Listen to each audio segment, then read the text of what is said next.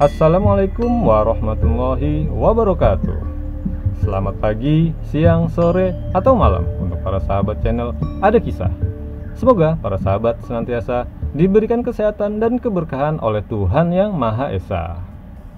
Pada kesempatan kali ini saya, Petir, akan membawakan kisah pendakian Gunung Kalimantan Timur part 2 yang dialami oleh Bang Alek dan sahabat-sahabatnya, namun berakhir kehilangan salah satu sahabatnya.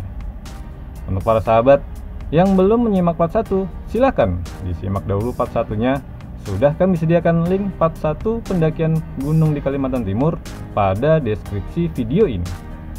Dan kami haturkan terima kasih kepada akun Facebook Bang Herman yang telah memberikan izin agar kisah nyata ini tayang di channel Ada Kisah.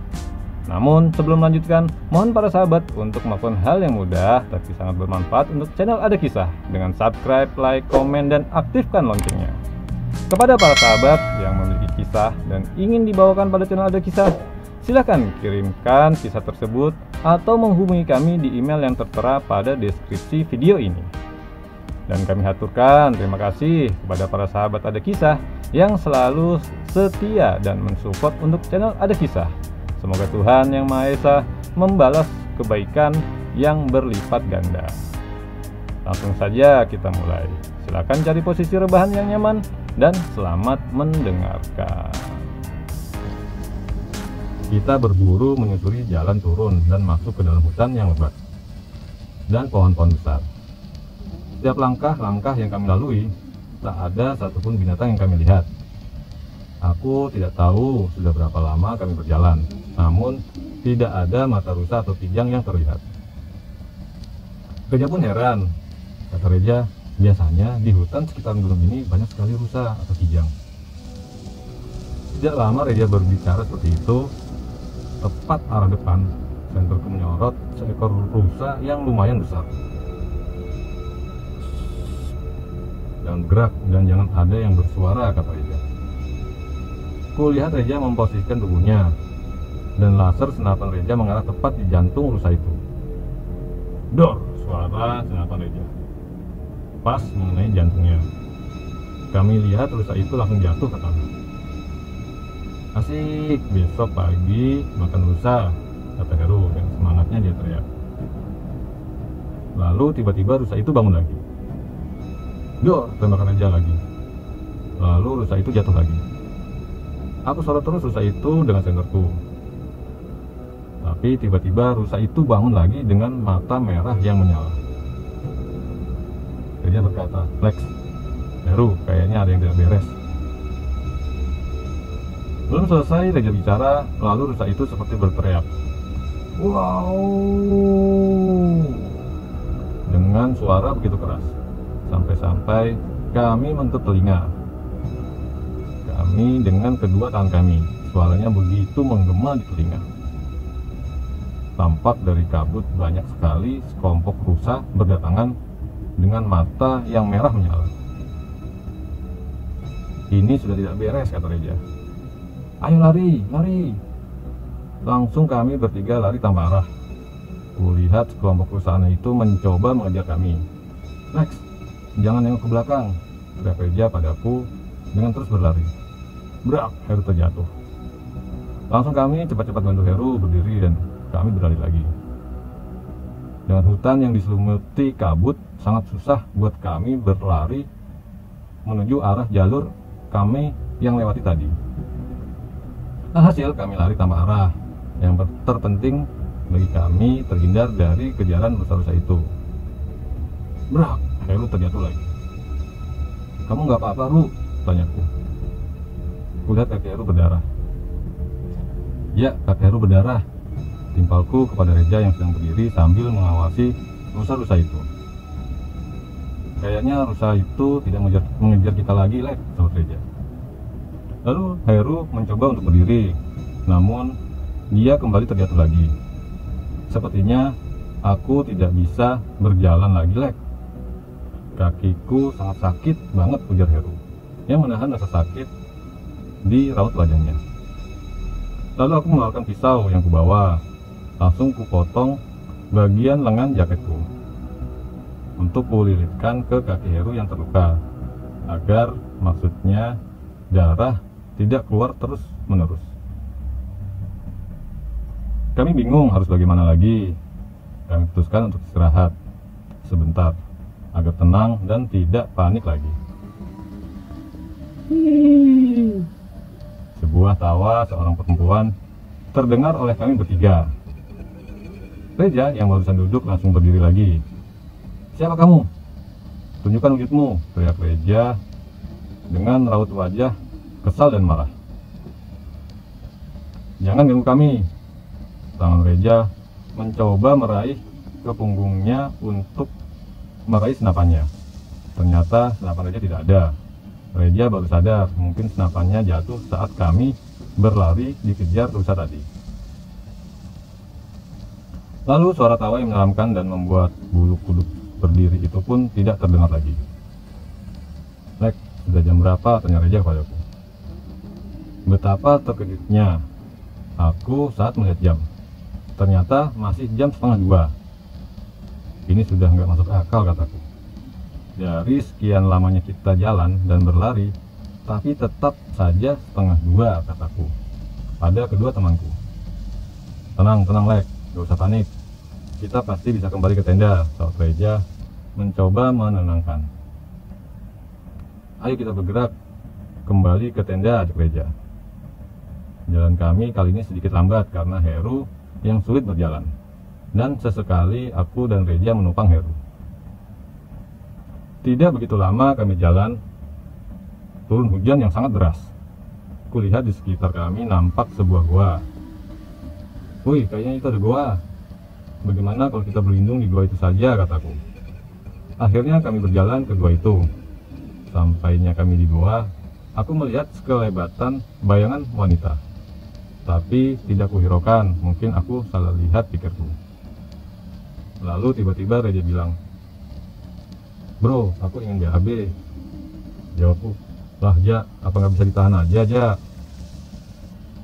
Saut Reja, "Nggak bisa Lek, perutku sudah mus banget. Kalian tunggu di sini," di mood gua. "Aku ke dalam cari sumber air untuk BAB." Heru menimpali, "Tapi kamu yakin Ja mau BAB di sini?"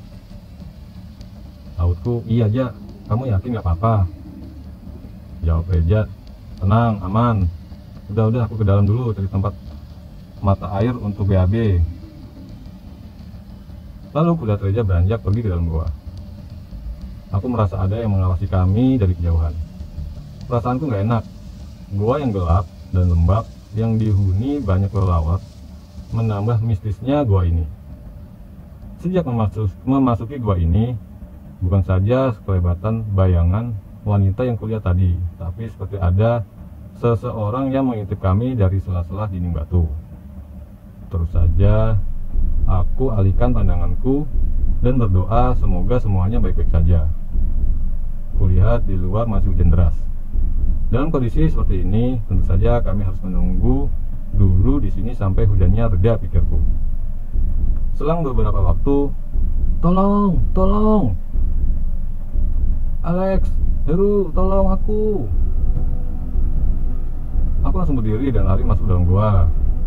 Aku tahu itu suara Reja yang berteriak minta tolong.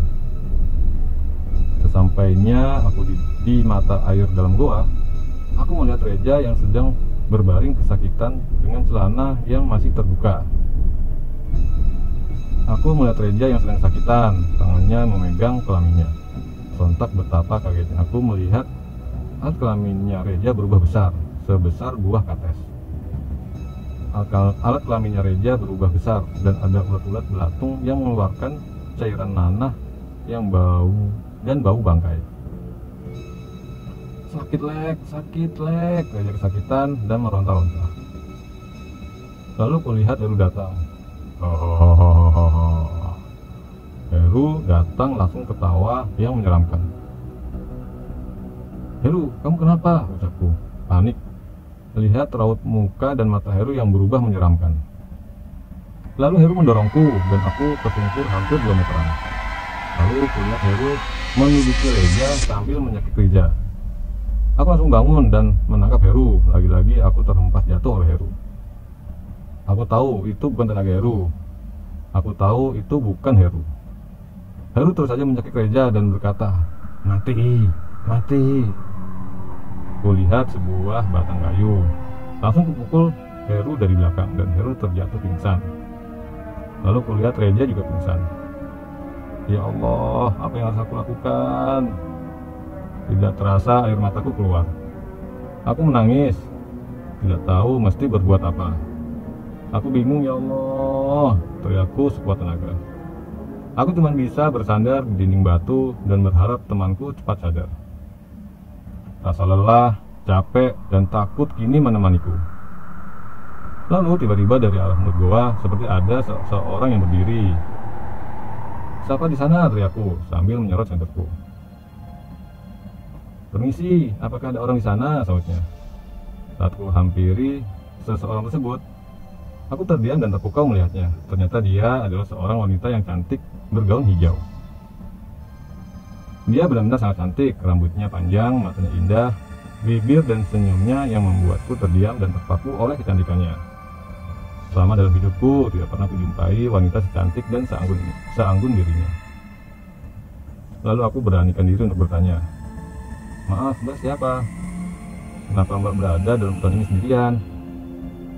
Lalu dia kembali melontarkan senyum manisnya dan berkata, "Namaku Putri Mayangsari, panggil saja aku Mayangsari. Saya tinggal di desa lereng gunung," ucapnya dengan lembut. "Tapi Reja tidak pernah cerita pada kami kalau ada sebuah desa di sekitar sini," ucapku dalam hati. "Terus Mayangsari ngapain malam-malam hujan-hujan gini di hutan?" tanyaku kembali kepada Mayangsari. "Saya beserta orang-orangku datang untuk menjemput seseorang," jawabnya penuh misterius. Lalu tiba-tiba datang sekelompok orang-orang yang dimaksud Mayangsari.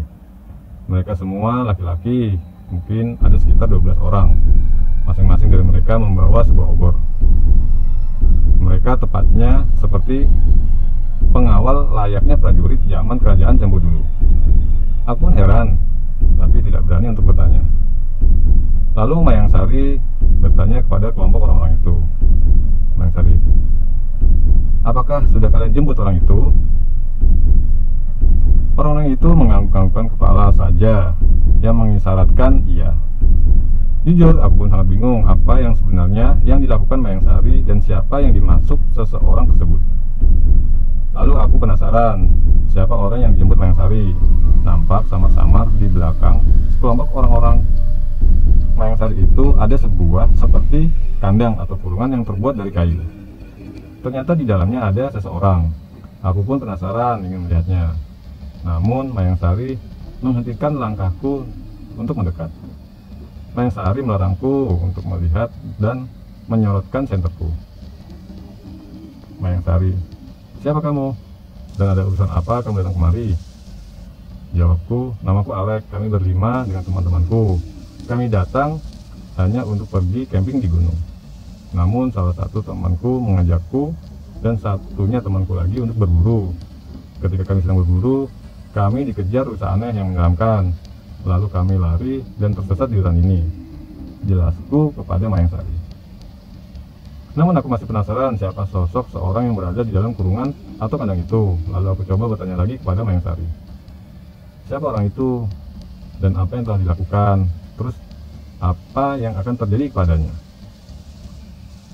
Jawab Mayangsari, "Dia telah melanggar dan sudah mengotori hutan ini. Dan dia akan tinggal bersama kami dan membayar dosa-dosa yang telah dibuat. Dan dia akan dijadikan budak atau pelayan di desa kami untuk selama-lamanya," jawab Mayangsari. "Urusan kami selesai, waktunya kami kembali ke desa." "Tunggu," timpaku pada Mayangsari yang ingin beranjak pergi. "Apakah aku boleh ikut kamu ke desamu, Mayangsari? Kedua temanku sedang sakit dan pingsan di dalam. Bisakah kalian menolongku dan temanku? Aku bingung sendirian dan harus berbuat apa?" ucapku kepada Mayangsari. Mayangsari berkata, "Maaf Alek, kami tidak bisa membawa orang sembarangan masuk ke desa kami. Kami tidak bisa membantumu. Waktu kami terbatas, jawab Mayang Sari. Sebelum Mayang Sari pergi, Mayang Sari memberikan sesuatu dan berpesan kepadaku. Alex, ingat, dimanapun kau berada, dan sebesar apapun cobaan yang kau alami dan hadapi, kau harus ingat bahwa Tuhanmu selalu bersama dirimu. Jaga sikap dan tingkah lakumu, serta sopan santun dimanapun kau berada. Setiap tempat akan selalu ada penunggunya. Yang akan menyelamatkan kalian adalah diri kalian sendiri. Lalu Mayang Sari serta rombongannya pun pergi, membawa orang di dalam kurung atau kandang itu. Tadinya bau harum bunga yang memenuhi goa lembab ini kini sirna bersama perginya Mayang Sari. Ketika aku melihat ke teman-temanku, tiba-tiba aku dikagetkan Reja yang tepat berdiri di belakangku. Astaga Reja, kamu sudah nggak apa-apa? Kelaminmu juga gimana, Ja? Jawab Reja, aman. Aku sudah sembuh sekarang. Aku sudah tidak sakit lagi sekarang, Lek. Ayo kita bangunkan Heru, Lek. Kita harus keluar dari sini dan kembali ke teman-teman kita, Lek. Kalian harus selamat kembali ke kampung, Lek. Lalu kami bergegas masuk ke dalam untuk bangunkan Heru. Heru, bangun, Heru, bangun. Sambil kugoyang-goyangkan badan Heru. Setelah susah payah, akhirnya Heru sadar. Heru berkata, kita ketiduran ya, Lek? Jawab Reja, tidak, kamu pingsan kecapean. Ucapku, Heru, lu kamu nggak apa-apa? Kamu masih bisa bergerak. Jawab Heru, aduh sakit sekali, Lek. Punggungku juga terasa sakit sekali, seperti habis dipukul, Lek. Ucap Reja, udah, Heru, biar aku yang gendong. Kita harus keluar dari hutan ini sebelum waktuku habis. Ucapku, maksudnya, Ja? Jawab Reja, udah, jangan banyak bertanya. Lalu kami berjalan menuju keluar gua. Heru yang digendong Reja. Tiba-tiba, ketika kami ingin keluar gua, kami berhenti. Ada seorang berdiri tepat di mulut gua. Saat kusorot mukanya dengan senter yang kubawa, ternyata itu bapak-bapak yang kulihat saat berada di pohon besar tua tadi siang. Mukanya yang hancur dan dipenuhi darah, serta matanya yang keluar, dan cairan nanah dan ulat-ulat belatung yang menempel di wajahnya, membuat kakiku gemetar hebat. Kalian semua harus mati, ucap bapak-bapak itu. Heru yang digendong Reja tiba-tiba kembali pingsan di gendongan Reja. Lex, lari. Lex, masuk ke dalam gua. Lagi, Lex, timpal Reja. Tapi kakiku tidak bisa bergerak. Kalian pergi saja, selamatkan Heru dan teman-teman yang lain, teriakku kepada Reja. Kulihat bapak-bapak itu berjalan, mendekat sambil menyeret kaki sebelahnya, seperti kena tembakan senapan. Lalu aku sudah pasrah, mungkin takdirku seperti berakhir mati di sini, ucapku dalam hati. Lalu sebuah tangan menggenggam tanganku dan menarikku, membawaku pergi. Ayo Lex, sadar, kamu harus ingat, ibu serta keluarga kalian menunggu di rumah. Kamu harus kuat, kalian harus keluar dari hutan ini dengan selamat, Lex, ucap Reja yang menarik tanganku. Mendengar ucapan Reja, aku berusaha menguatkan diriku. Lalu kami berlari masuk dalam gua. Sampainya di dalam gua terdapat 6 cabang gua. Kami bingung cabang mana yang harus kami pilih. Akhirnya Reja memutuskan untuk mengambil jalur cabang paling kanan. Lalu kami terus saja berlari di dalam lorong gua, berharap cabang gua ini menuju keluar gua. Lex, ingat terus berdoa kepada Yang Maha Kuasa, Lex, ujar Reja yang menggendong Heru dengan pingsan. Rasa lelah, capek, dan putus asa tidak bisa lagi kuungkapkan dengan kata-kata lagi. Kalau saja tidak didorong dan didongkrak Reja semangatku, mungkin aku memilih mati di sini. Kami terus saja berlari dan nampak dari kejauhan ada sebuah titik cahaya. Lex, semangat Lex, itu jalan keluarnya, ujar Reja yang selalu menguatkanku. Melak, aku terjatuh. Kakiku sudah benar-benar mati rasa. Namun dengan sisa-sisa tenagaku, aku mencoba untuk berdiri. Namun tiba-tiba tangan yang hancur dan penuh nanah menangkap kakiku dan aku kembali tersungkur. Aku terus saja meronta-ronta agar tangan bapak itu melepaskan kakiku. Aku terus saja meronta-ronta sampai air mata aku terus mengalir. Namun genggaman bapak itu sangat kuat dan bapak-bapak itu mau mendekat dan merangkul tubuhku. Tiba-tiba Reja datang dan memukul wajahnya. "Lex, pergi keluar dari gua ini. Selamatkan Heru," ucap Reja yang menahan bapak-bapak itu. Aku melihat Heru masih pingsan dan diletakkan Reja di tanah. Aku berkata, Tidak, Ja. Aku tidak bisa ninggal kamu, Ja. Kita keluar sama-sama, Ja." Jawab Reja, "Sudah tidak ada waktu lagi, Lek. Ingat, Lek, janji seorang Reja. Aku akan menjaga kalian semua, Lek." Lalu Reja tersenyum meninggalkan ciri khas seorang Reja. Reja berkata, "Cepat, Lek, bawa Heru keluar dari sini." Teriak Reja sangat keras, kasar kepadaku. Aku jawab, "Tidak, Ja. Aku tidak bisa keluar." Jawab Reja, "Lek, jika kau dan Heru tidak keluar dengan selamat dari sini, maka jiwaku akan sengsara selamanya, Lek. Kumohon, Lek, bantu aku membebaskan jiwaku, Lek. Biarkan aku menepatiku janji seorang Reja." Reja berkata, "Cepat, Lek, pergi. Aku tidak bisa menahannya lebih lama lagi." Lalu dengan berlinang air mata, aku berdiri dan mengangkat Heru ke punggungku. Dengan sisa-sisa tenagaku, ku bawa Heru keluar dari goa. Hempasan teriknya matahari menyilaukan mataku yang penuh air mata. Sampailah akhirnya aku dan Heru keluar dari goa. Tak bisa kutahan lagi tubuhku. Aku pun dan Heru roboh jatuh ke tanah. "Reja!" teriakku sekuat tenagaku yang tersisa. Setelah itu, aku tidak ingat apa-apa lagi. Aku pingsan bersama Heru. "Alek, Alek, bangun, Lek." Sayup-sayup suara itu memanggil namaku. Saat kubuka, perlahan mataku kulihat ada Saleh dan Dodi di depanku, serta banyak warga berdiri melihatku. Kulihat Heru yang menangis di pelukan ayahnya. Lalu ibuku datang langsung memelukku dengan air matanya yang membasahi pipinya. "Alhamdulillah, Nak, kamu selamat," ucap ibuku sambil menangis. Lalu aku teringat Reja yang masih di dalam goa. Aku berkata, "Bu, Reja." Air mataku kembali keluar lagi. Aku berkata, "Lah, Dodi, tolong bantu Reja, dia masih di dalam." Lalu entah kenapa Heru, Dodi, dan Saleh memelukku dengan air mata. Sontak saja ku lepaskan pelukanku pada mereka. "Kalian kenapa pada diam aja? Ayo kita masuk ke dalam goa, selamatkan Reja," kataku dengan kesal pada mereka. Namun mereka tetap saja diam dan menangis. Lalu salah satu warga menghampiriku. "Warga, ayo Nak, kita pulang. Temanmu Reja sudah menunggumu di rumah." Jawabku, "Tidak, Pak. Temanku Reja masih ada di dalam, Pak. Ayo bantu cari Reja." Warga itu berkata, "Tidak, Nak. Reja sudah pulang duluan." Jawabku, "Nggak mungkin, Pak. Reja tidak mungkin meninggalkan kami dan pulang duluan tanpa kami, Pak." Ibuku berkata, "Iya, Nak. Reja sudah pulang duluan. Mari kita jenguk Reja, Nak."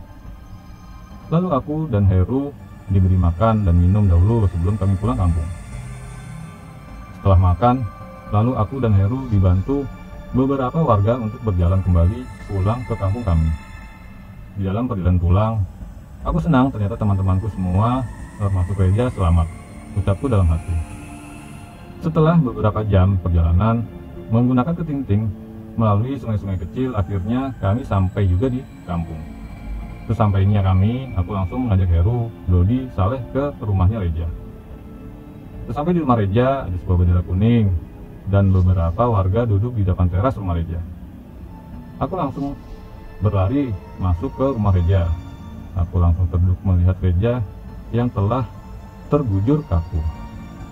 "Reja!" teriakku, dan memeluk tubuhnya yang telah dibungkus dengan kain kafan. Air mataku tak bisa kubendung melihat sahabatku ternyata pulang kepada Yang Maha Kuasa. Aku, Heru, Dodi, dan Saleh memeluk Reja untuk terakhir kalinya.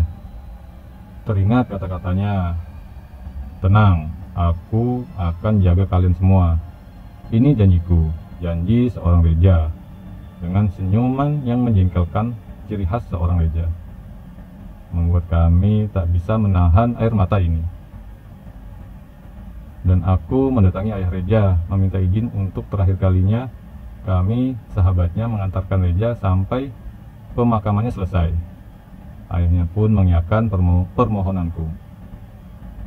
Sahabat ini membawa kerandanya ke liang lahat dengan air mata yang tidak bisa kami bendung.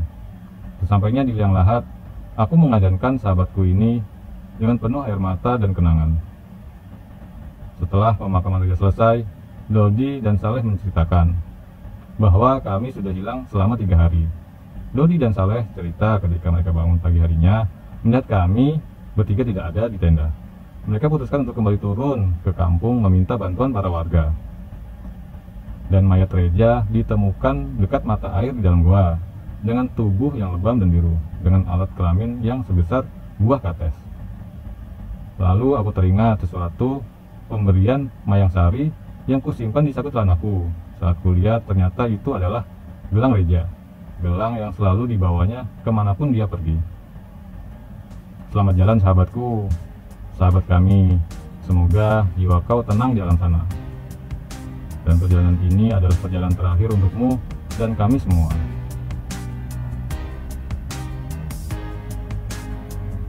Demikian kisah pendakian di Gunung Kalimantan Timur yang dialami oleh Bang Alek dan sahabat-sahabatnya. Mari kita ambil hikmah dari kisah dan kejadian ini. Mari kita doakan almarhum Reja, semoga almarhum Reja mendapatkan tempat yang paling mulia di sisi Tuhan Yang Maha Esa. Amin. Terima kasih kepada para sahabat Ada Kisah yang telah mendengarkan kisah ini hingga selesai. Semoga selalu diberikan dan dilimpahkan rezeki dari Tuhan Yang Maha Esa. Untuk para sahabat yang belum subscribe channel Ada Kisah, kami mohon untuk subscribe channel ini agar kami selalu semangat untuk menceritakan kisah-kisah lainnya. Sampai ketemu lagi dengan kesempatan yang lain. Wassalamualaikum warahmatullahi wabarakatuh.